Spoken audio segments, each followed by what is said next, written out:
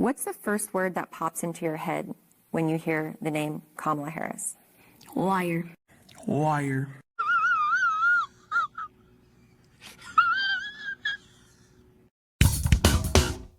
If you want to know how the left is going to govern, simply look at the past, right? There's a whole world history about what happens whenever leftist regimes take over countries, and chances are it doesn't end very well. And of course, Kamala Harris is a dyed-in-the-wool leftist trying to present herself as a centrist, because that's what always happens here in America. So what we're going to see is this topic discussed today on the Joe Rogan Experience with Kat Timpf. But before we get to the clips, please like and comment so we can break through the algorithms. Here we go. No. I'm not saying that she said she would shut it down. What I'm saying is that she was saying that why should Twitter not have to follow the same rules that are being followed by Facebook? Right, what I typed in was Kamala Harris Twitter rules, so that's the videos that were popping up. And here, I'm sending it to you right now, Jamie. This is what I'm looking for. Okay, so I need to know what she's referring to here. But, like, listen to this statement. Yeah, I think this is from that. Go ahead and play it. Let's see what it says. Hold on. So she's probably talking about Trump being on Twitter. Is that what it is? So she was talking to Jake Tapper, so we'll see right. If that's what this is. That you can't say that you have one rule for Facebook and you have a different rule for Twitter. The same rule has to apply, which is that there has to be a responsibility that is placed on these social media sites to understand their power. They are directly speaking to millions and millions of people without any level of oversight or regulation. And that has to stop. Okay, right away. Yeah. There's no way to misconstrue that. What does that mean? Oversight and regulation for free speech is ridiculous. Yeah, totally. Just that alone, there's no way to misconstrue that, right? What she was saying is what I was thinking she was saying. She was saying she wants government oversight and regulation for social media. That's crazy. It's crazy for anyone to want it, because if the only reason you want it, right, is because you agree with the ideological bent of the platform, wait until someone else is in charge of it, or wait until there's a different government in charge. It's also saying that the very thing that Mark Zuckerberg regrets should be happening. Like, she's essentially saying, why should they have different rules for Facebook than they do for Twitter? Like, what rules? Like, what rules? We don't have rules. We have First Amendment rights of free speech. I think it actually is even crazy that he's admitting that, you know? Well, I mean, good for him, absolutely. Trump said something pretty scary for him. He said that if he finds out that he interfered with the election, he's going to be in jail for the rest of his life. That's pretty scary. That's pretty fucking scary, because it's very likely that he might wind up being the president. And if he winds up being the president and they start investigating this stuff, if I was Mark Zuckerberg, I'd be pretty fucking freaked out by that statement, because it is election interference. For sure, whoever was running Twitter who gave in to the FBI's request to take down the Hunter Biden laptop story, they definitely interfered with the way people voted. Because if people found out that that laptop was legitimate and all that stuff was true, there's a certain percentage, I don't know what the number is, but there's a certain percentage of people that were maybe on the fence, and that could have influenced their vote one way or another. And it could have given Trump fuel, because he could have been talking about it. See, I told you that this was real, and they've been lying. And it would also prove that Biden lied during the debates. Ah, the left, the people who are all about equity and inclusion, except for when it comes to free speech, right? And the flow of information, okay? If there's anything you're thinking that they don't agree with, they want to shut you down and possibly destroy your life and throw you in jail. It sounds like several of those countries I referenced in my intro, doesn't it, okay?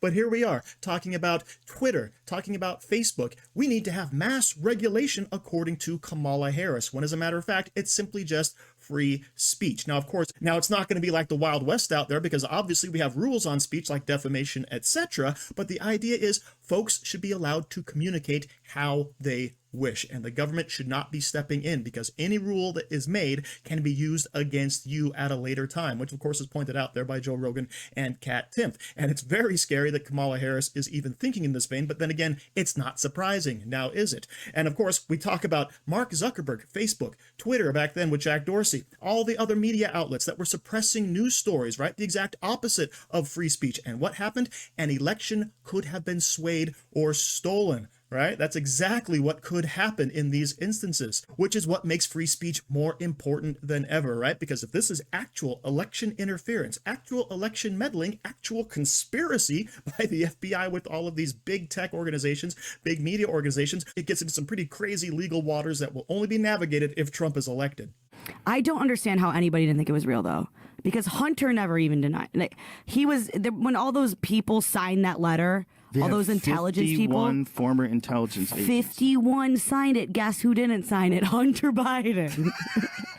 Right? That's what I thought from the. I was like, okay, if that was me, and someone was saying there was a laptop going around of me, you know, doing all this shit, banging all these people on camera and smoking all these drugs, I'd be like, that. I would be in like.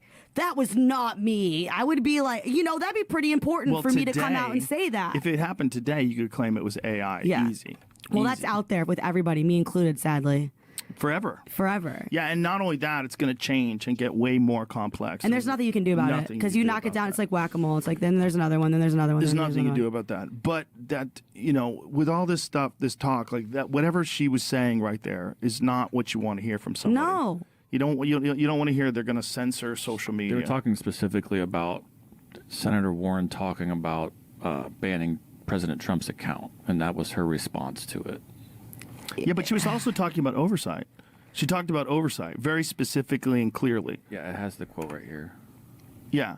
And what's the rule that she's talking about? The same rule should apply, which is there has to be a responsibility that is placed on these social media sites to understand their power. They are directly speaking to millions and millions of people without any level of oversight or regulation, and that has to stop. That's all you need to hear. Like that right there is not something you want to hear from someone who respects the First Amendment. That's not how it's supposed to be. Also, who's they? Right. It's just a collection of people. Not only that, if you're talking about oversight and regulation, are you talking about the exact same people that were trying to get Twitter and successfully did get Twitter to take down the Hunter Biden laptop story and make it impossible to share that video, saying that it was misinformation when it was not? And if you don't do anything to correct and to hold people responsible that pushed out that misinformation and no one's punished for it and there's no retribution, there's no repercussions at all. Right. Like, what are you saying then? Then what are you saying? It's okay if your side says things that aren't true and you can regulate in a way that's not based on fact or reality, but based on a result that you want to take place, and that's fine. So then we don't have freedom of speech. No, of course not. Then you're talking nonsense. This is talking crazy talk. Maybe she believed it was real back then. Maybe she believed it was real. Who knows? Maybe she believed it was important that the government. But if you got a hold of the Twitter files and you see what Michael Schellenberger and Matt Taibbi and all those people that went through that stuff with a fine-tooth comb, the stuff that they found out should make you realize, like, no, you can't have the government tell you what you can and can't say. They don't always tell the truth. Not always. I'd say they hardly ever tell the truth, okay? And don't forget, all these big tech platforms at the same time took Donald Trump offline after January 6th, right? They silenced a sitting president of the United States. And everybody always says, oh, the January 6th insurrection, Trump should have spoken out sooner and stopped it.